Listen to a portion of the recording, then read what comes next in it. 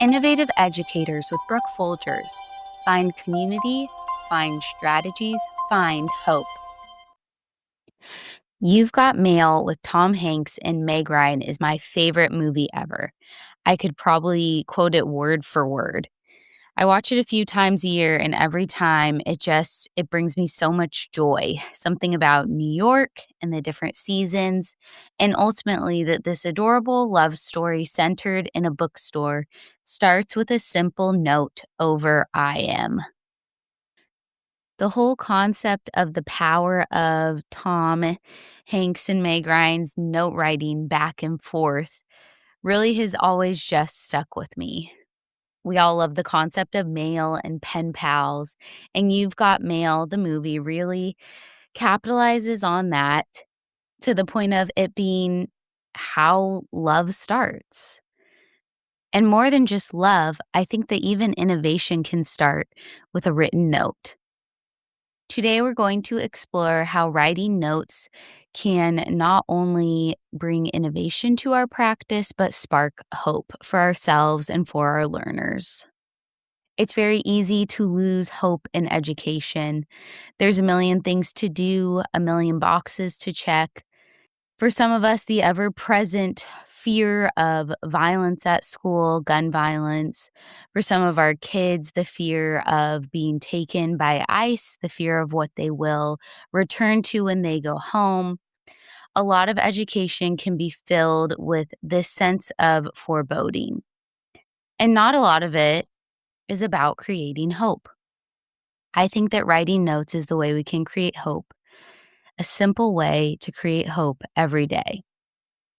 I was thinking about this too when I was watching the Taylor Swift concert documentary, the documentary of her Eras tour, specifically the episode where she gives everyone on her team bonuses. But the key part of that was that she wrote everyone a note. She took the time to write hundreds of handwritten notes with a hand pressed wax seal. Even if they said the same thing, she wanted everyone to have a piece of her to show everyone on her team that they were worth the time it took to do that. While we are not Taylor Swift, I do think handwritten notes from us as educators can create some of the same feelings. Feelings that someone is cared for, feelings of appreciation, and for the person writing the note, it's a great practice to remember the good. And we have to be willing to write these notes. And if we're writing them to adults, especially, knowing that they may never be acknowledged. If we put it in someone's box or on their desk, it may never be acknowledged, or it may be acknowledged with a very small comment in passing. It's not about our efforts to write the note being acknowledged, but it's about what we acknowledge in that note that we wrote. A few examples. First, I'll start with adult examples. I will often write notes to staff members. It's something that I just do when I feel like I want to appreciate someone or recognize a job well done or say thank you. While I could easily walk to their classroom or send them an email, a handwritten note often ends up tacked on a wall or on someone's desk where they can visibly see. And then it's a constant reminder and encouragement to that person that they are doing a good job and that their work is worthwhile. I wrote a note to a colleague who really was supporting me during a big transition in my work. And I wanted to appreciate her without having to say it all in person. And that note sits in her office on display for her to see every day. That is not to celebrate me, but that is to say that people value notes. I was out of my office running around one morning when a colleague stopped by to ask a question and left a sticky note on my desk with the information. She also grabbed a second sticky note and wrote on it, "By the way, you're awesome." In a very stressful day, she had no idea how much I needed to hear that. Now that sticky note is up on my wall, just as a reminder that what I'm doing is enough. And that even if I don't feel it, or maybe it's not seen by the majority, that there are people who recognize the work I'm doing. And sometimes we all just need that.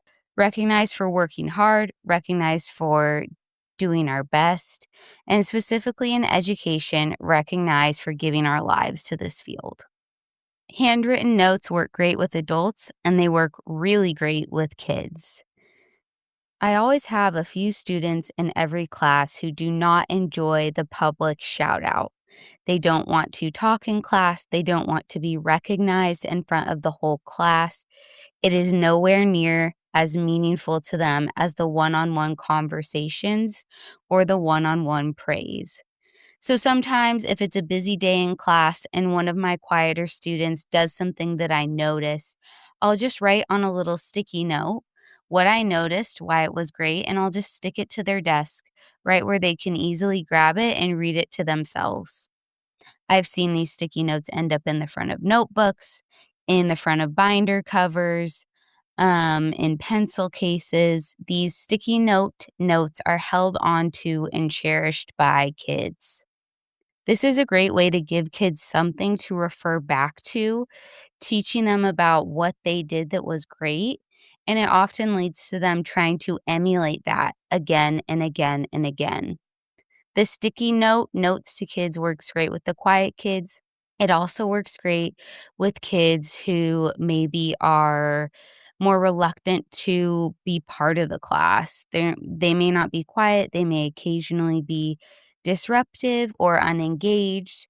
When they engage, write them a note that they can keep near them to remind themselves that they are capable of showing up, of showing up in a way that maybe they don't identify with or don't think they are capable of. The other way I've used notes is with especially difficult classes. I had one group of students that just the combination of personalities was something to behold. It was loud, it was a lot of kids who were really smart and still learning how to direct the mental capacities that they had. So, what I started doing for this class, whose constant goal was to derail, to joke, and to slow down the learning, was I started doing shout outs at the end of every day. I would shout out one or two students who did something especially great, and I would also give them a handwritten note saying more about why what they did was great. This became something students then asked for. Those notes, again, were saved, and it was a motivator for a lot of kids that they wanted to be recognized for something they did good and told specifically what that is. I think that that is the best part of writing notes to kids is it's not just saying great job with a standard stamp or sticker, but we're telling them the specific behavior or skill that we really appreciated that day in class. Everyone appreciates specificity, and for kids, the more that we can tell them the specific things that they're doing that they should keep repeating, the better. Even in high school, kids are still learning behaviors, they're still learning executive functioning, and we need to be better about telling them the good things they are doing with those areas of skills. And then this thing happens when you write kids' notes where they'll start writing you notes. One time I was out sick for a day and a student finished a book that I let her borrow.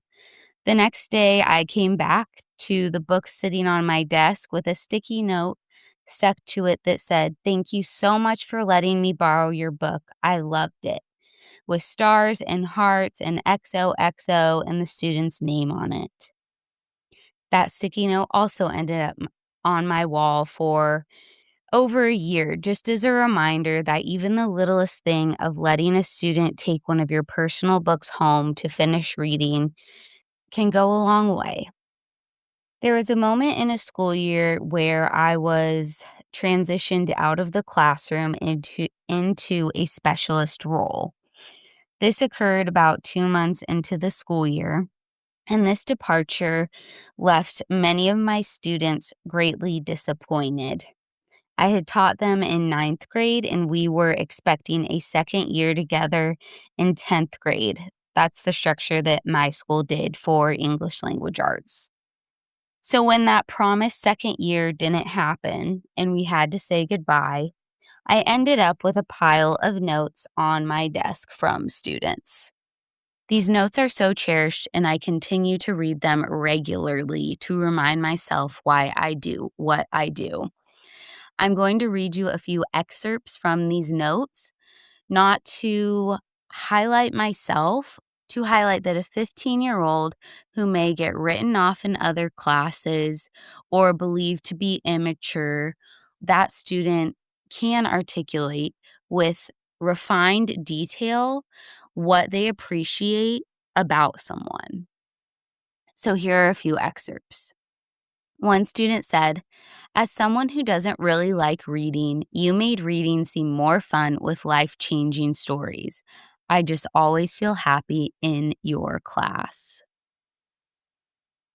Another student wrote, "I appreciate how understanding you are and how patient you are with your students. You help me to improve and learn from my mistakes." And here's one more. "I love that you pay attention to me even when it's something small that I have to tell you." Students, once again, are reminding me that even the most amazing lesson plans are really not what is going to stick in our kids' minds for years to come, but it's how we made them feel. Both writing notes and receiving notes is the way that I create hope and find hope in an often broken education system. So, my challenge to you is to write a note this week. Just one. Here are some options of things you could look for as note writing opportunities: someone who helped you, someone who was brave, someone who achieved something they were working at, or someone who helped someone else. Look for it, write a note to that person calling out the good that you saw, and be specific when you write that note. I guarantee you will feel more hopeful after doing that, and whoever you write the note to will feel more hopeful as well. Don't wait for the holidays or a glaring reason to write a note. Seek it out. Start with one per week. Once you start generating that hope with note writing, it's really hard to stop. Thanks for listening, and comment on social media or on this podcast the outcome of your note writing. We'll see you next week. If you enjoyed today's episode, make sure to follow the show so you don't miss what's next. Leaving a quick review really helps us reach more innovative educators. Join us next Tuesday.